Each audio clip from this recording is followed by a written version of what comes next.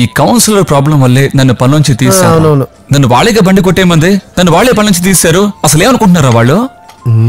ఊరికే రే దీన్ని చూస్తున్నావేంటి? ఏం లేదు, నువ్వు మందు ఎంతైనా తాగరా, ఏ తప్పలేదు. కానీ ఈ సైడ్ డిష్ మాత్రం కొంచెం చూసి తినరా, రేట్ ఎక్కువ ఉంది. బయట వెళ్ళి ఏమైనా తినొచ్చు. నేను నా లైఫ్ గురించి మాట్లాడుతున్నాను, నువ్వేంట్రా సైడ్ డిష్ గురించి మాట్లాడుతున్నావు? అవును, ఇది నీ ట్రీటేగా? నేను నిన్నే బ్యాచిలర్స్ పార్టీ పెట్టేశాను కదా. నిన్నే బ్యాచిలర్స్ పార్టీ పెట్టేశారా? బ్యాచిలర్స్ పార్టీ అంటే ఏంటో తెలుసా? ఏంటి? నేను బ్యాచిలర్ గా ఉన్నంత వరకు నువ్వు నాకు పార్టీ ఇవ్వాలి. అదేరా బ్యాచిలర్స్ పార్టీ అంటే. నువ్వు ఫ్రీగా తాగడానికి కోసం వెరైటీగా స్కీమ్ వేస్తావా? వెళ్ళి పని చూడరా రే. రీ ఏంట్రా ఇలా అంటున్నావు? నెలైతే ఎన్ని కమిట్మెంట్ తెలుసా? నెలైతే ఈఎంఐ కట్టాలి, ఇంకా నెలైతే డ్యూ కూడా కట్టాలి. బుర్రలో ఒకటే ప్రెషర్ రా, థింకింగ్ కూడా చేయలేకపోతున్నాను. రే నీతో ఎప్పటి నుంచి ట్రావెల్స్ పెట్టాలని చెప్తూ ఉన్నాను. అవును, ఏదైనా ఐడియా ఇచ్చావా? ఎలాగోలా లోన్ అయినా తీసుకుందాం అనుకుంటే మనకు మాత్రం ఈ బ్యాంక్ వాళ్ళు లోనే ఇవ్వడం లేదురా. ఇప్పుడు ఏంటి నీకు? ట్రావెల్స్ పెట్టాలి అంతే కదా. నేను ఒకరితో మాట్లాడి పెట్టాను. ఎవర్రా? వాడి ఫ్రెండ్ ఎవడో డాక్యుమెంట్స్ ఏమీ లేకుండా ఫినాన్స్ ఇస్తున్నాడట. అలా వాడు చాలా మందికి హెల్ప్ చేశాడట.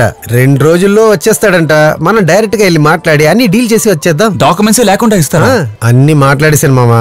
బ్యాంక్ వాడు మన ఊరికే తిప్పాడు అనుకో, ఇతనే వాళ్ళతో మాట్లాడి మనకు అమౌంట్ అరేంజ్ చేసేస్తాడు. సరే, నీకు క్యాష్ ఓకే కదా? క్యాష్ ఓకే నానా. క్యాష్ కానీ దొరికింది అనుకో, ఆ క్యాష్ తో సూపర్ గా 2 ఇన్నోవా కార్లు కొని, ఆ ఇన్నోవా బుక్కుల్ని తాకట్టు పెట్టి, ఆ డబ్బుతో 2 చిన్న కార్లు కొని వాటిని తాకట్టు పెట్టి ఆ డబ్బును మనం కొట్టుకు అడ్వాన్స్ గా ఇవ్వచ్చురా. అయితే చివరి వరకు నీ చేతి డబ్బులు ఏవి ఇవా? ఏంటో ఇలా అంటున్నావు? నీకు కలిపాక మాట్లాడుతున్నాను. ఓరి దేవుడా, నన్ను వదిలేరా, నాకు నీ పార్ట్నర్షిప్ వద్దు. ఏంటంటే చెల్లి పెళ్లికి కొంచెం డబ్బులు ఎక్కువ ఖర్చు అయింది. నీకు మాత్రం డబ్బులు వచ్చిందనుకో, కొంచెం చూసి రొటేషన్ లో పంపించరా మామా. రొటేషనా? ఈ మధ్య నువ్వు ఎక్కువగా ఊహించుకుంటున్నావు. ఏమైనా మంచి జరగాలి అంతే.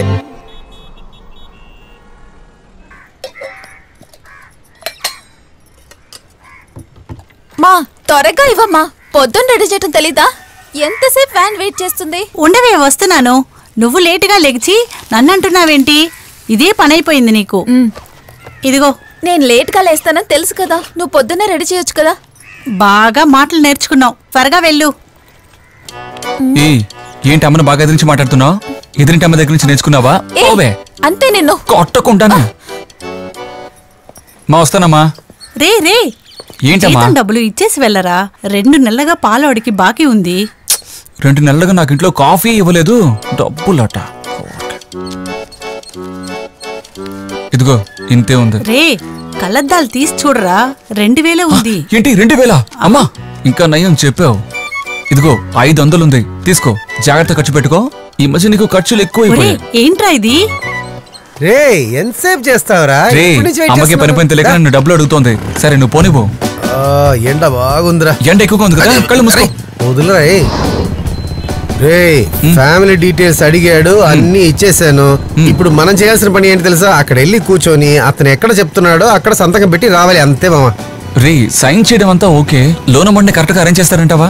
ఏంట్రా ఇలా మాట్లాడుతున్నావు? మనం అతనికి ఇచ్చే కాన్ఫిడెన్స్ లోనే అన్ని ఉన్నాయి. అతని దగ్గర లోన్ తీసుకున్న వాళ్ళు చాలా మంది లైఫ్ లో సెటిల్ అయిపోయారు. మనం కూడా అలాగే సెటిల్ అయిపోవాలి.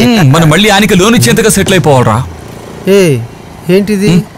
రేపని రా, ఒక అమ్మాయి గిఫ్ట్ ఇచ్చింది. చితి, ఏ నిన్ను ఇలాంటి గెటప్ లో వెళ్తే వాడు మనకి లోన్ ఇవ్వడు, మన దగ్గర నుంచి లోన్ తీసుకుంటాడు.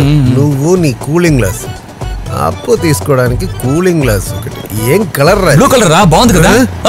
వద్దులే, నువ్వు పోనీ.